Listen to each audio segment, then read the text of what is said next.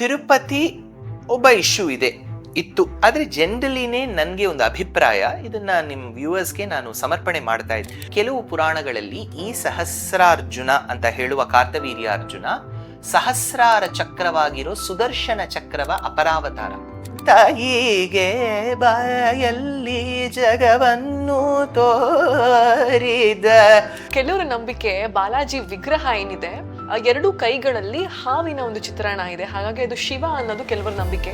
ಕೆಲವ್ರು ಹೇಳ್ತಾರಿಲ್ಲ ಅದು ದೇವಿ ಅಂತ, ಇನ್ನ ಕೆಲವ್ರು ಹೇಳ್ತಾರಿಲ್ಲ ಬೆಟ್ಟದ ಮೇಲಿದೆ ಅದು ಸುಬ್ರಹ್ಮಣ್ಯ ಅಂತ, ಕೆಲವ್ರು ಹೇಳ್ತಾರಿಲ್ಲ ಅದು ವಿಷ್ಣು ಅಂತ. ನಿಜ ಯಾವುದು?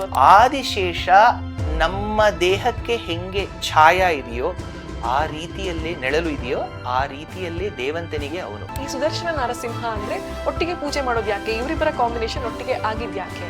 ತಿರುಪತಿ ಇವಾಗ ಹೋಗ್ತಾ ಇದ್ದೀರಾ, ಲಡ್ಡು ತಗೋತಾ ಇದ್ದೀರಾ, ಅಲ್ಲಿ ಏನ್ ಪ್ರಾಬ್ಲಮ್ ಬಂತು? ಏನೋ ಅಡಲ್ಟ್ರೇಷನ್ ಅಂತ.